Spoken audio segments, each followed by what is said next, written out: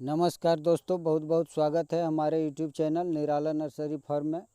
दोस्तों, आज हम बेल की पौधे की गुड़ाई करेंगे और इसके साथ साथ हम इसकी जितने भी जड़ के पास खरपतवार है मैं उसका निदान करूंगा और उसे हटाने का काम करूंगा।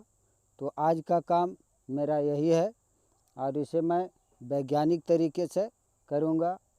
वैज्ञानिक तरीके से वो खेती होता है जो समय समय पर होता है, और अपने ढंग से जो खेती करते हैं वो समय की परवाह नहीं करते हैं और जो काम आज करने का है वो कल पर टाल देते हैं।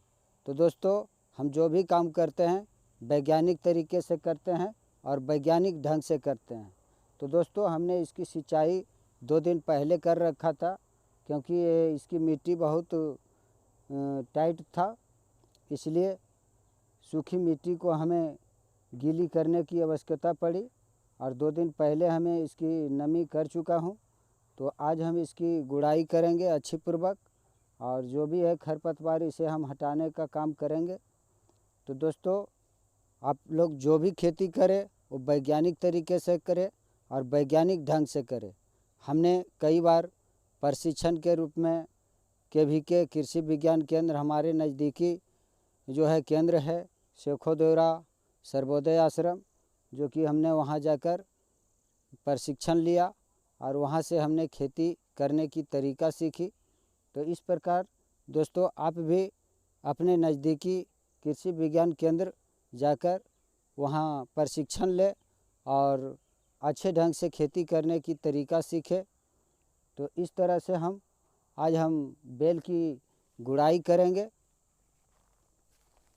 तो दोस्तों, ये हमारे देसी औजार है, लोग इसे कुदार के नाम से जानते हैं। तो दोस्तों, जिस तरह का काम मिले उस तरह का औजार भी मिलना ज़रूरी है, क्योंकि ये हमें अच्छी मिट्टी गुड़ाई करने की आवश्यकता है, इसलिए हमें बड़े औजारों की ही आवश्यकता पड़ी। तो हमने इस औजार के द्वारा पौधे की गुड़ाई करेंगे और इसे अच्छी तरह गुड़ाई करना है।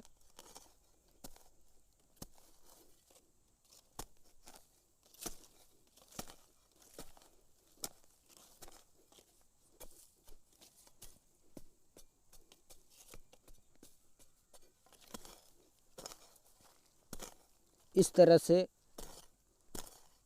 हम इसका गुड़ाई करेंगे कि चारों तरफ हमें इसमें वर्मी कंपोस्ट देने की जगह मिले। और ये बिल्कुल ये मेड़ पर लगा हुआ पौधा है बेल की, और ये बहुत ही ये शुभ पौधे हैं और ये वास्तुशास्त्र के अनुसार ये बहुत ही शुभ पौधे हैं। और इसकी पत्तियां जो है शिवलिंग के ऊपर चढ़ाया जाता है, जो बहुत ही ये शिवलिंग पर चढ़ाने से ये शंकर खुश होते हैं और बहुत से महिला बच्चियां सभी लोग इसकी बेलपत्र शिवलिंग की प्रतिमा पर चढ़ाते हैं, जिससे शिव उनकी मनोकामना को पूर्ण करते हैं। तो इस तरह से ये बहुत ही उपयोगी पौधे हैं बेल की।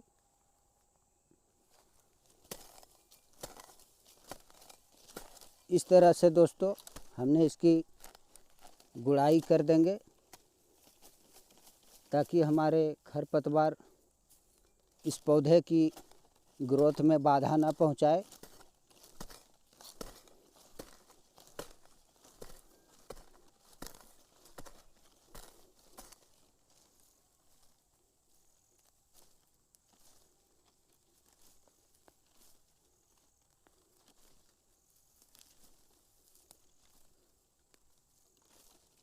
इस तरह से हमें गुड़ाई कर लेनी है और जो भी खरपतवार है इसे अच्छी तरह से जड़ से उखाड़ने की कोशिश करें,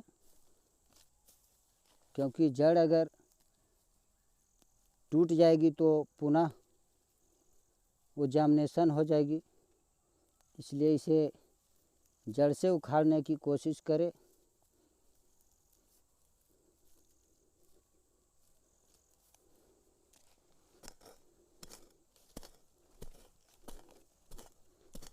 इस तरह हमने एक पौधे की गुड़ाई कर डाला और ये हमारे 2-4 पौधे अभी बाकी है गुड़ाई करने की। तो मैं बारी बारी से सभी पौधे की गुड़ाई करूँगा।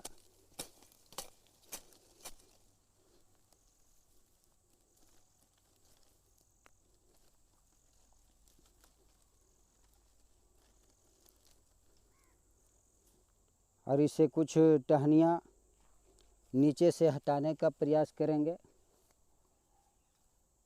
ये बेल की पौधे की टहनियाँ बिल्कुल हार्ड होती है, इसलिए हमें वैसे ही औजार से इसे कटिंग करना है, जो औजार भी ख़राब ना हो और उससे कटिंग भी हो जाए।